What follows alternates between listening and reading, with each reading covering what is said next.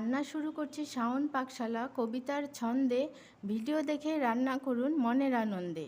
নমস্কার বন্ধুরা, শাওন পাকশালাতে সবাইকে স্বাগত জানাই। আজকে আবার একটা রান্নার নতুন ভিডিও নিয়ে চলে এসেছি। আজকে আমি বানাবো বাটার গার্লিক পনির ফ্রাইড রাইস। তার জন্য আমি চালটাকে লবণ, ভিনিগার, অল্প ভিনিগার, অল্প সাদা তেল দিয়ে ভাতটাকে ভালো মতো ফুটিয়ে নিয়েছি। একদম ঝরঝরা হয়েছে, এই যে এরকম ঝরঝরা করে নিতে হবে।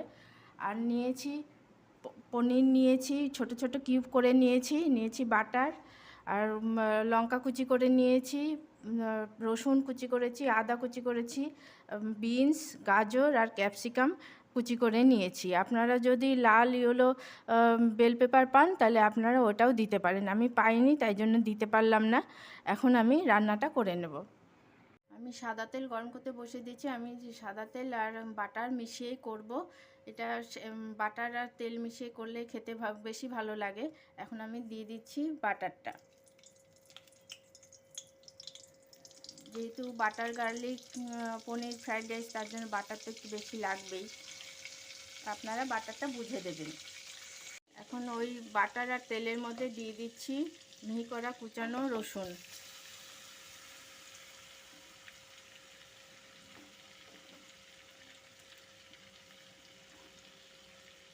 রসুনটাকে একটু ভালো মতো করে একটু তেল বাটারের মধ্যে নাড়াচাড়া করে নেব, রসুনের কাঁচা গন্ধটা যাতে চলে যায়। রসুনের কাঁচা গন্ধ চলে গেছে। এখন আমি মিহি করে কুচানো আদা দিয়ে দিচ্ছি।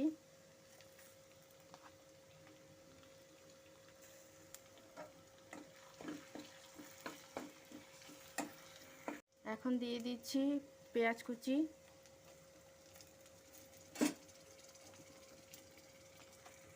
দিয়ে দিচ্ছি মিহি করে কুচিয়ে রাখা কাঁচা লঙ্কা,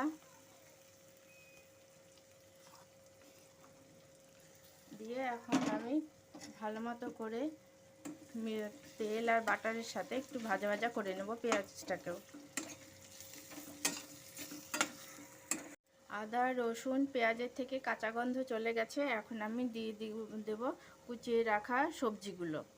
প্রথমে দিয়ে দিচ্ছি বিনস, দিয়ে দিচ্ছি কুচিয়ে রাখা গাজর, দিয়ে দিচ্ছি ক্যাপসিকাম কুচি। সমস্ত কিছুর সাথে আমি এখন এগুলো ভাজা ভাজা করে নেব তেল আর বাটারের সাথে। এখন দিয়ে দিচ্ছি পরিমাণ মতো লবণ। ভাতটা যেহেতু লবণ দিয়েও একটু ফুটিয়েছিলাম, সেই জন্য এখন আমি অল্প পরিমাণে লবণ দেব। আঁচটাকে মিডিয়ামে রেখে সবজিগুলো সেদ্ধ হওয়া অবধি ওয়েট করব। এখন দিয়ে দিচ্ছি কিউব করে কাটা পনিরের টুকরোগুলো। পনির, সমস্ত সবজি, পেঁয়াজ, রসুন, আদা, লঙ্কা সমস্ত কিছুর সাথে আমি একটু ভাজা ভাজা করে নেব। এখন দিয়ে দিচ্ছি একটু টমেটো কেচাপ,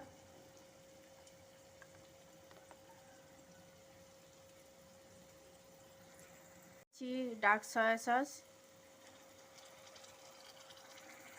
সমস্ত কিছু দিয়ে ডার্ক সয়া সস দিয়ে নিয়ে ভালো মতো করে নেড়ে নিয়েছি সমস্ত সবজি পনিরের সাথে। এখন আমি রাইসটাকে দিয়ে দেব।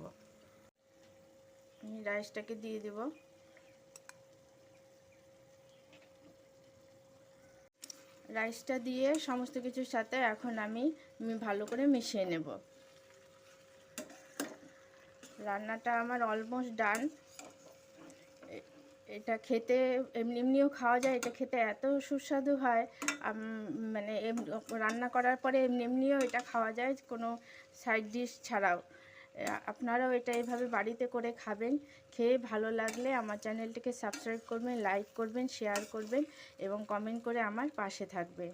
আর একটা আপনাদেরকে ইনফর্ম করছি, আমার পুজো স্পেশাল চতুর্থী থেকে একাদশী অবধি নতুন নতুন রান্নার ভিডিও আমি নিয়ে আসব। আপনারা পুজো আনন্দ করবেন, ঠাকুর দেখবেন, মজা করবেন, ঠিকই আছে।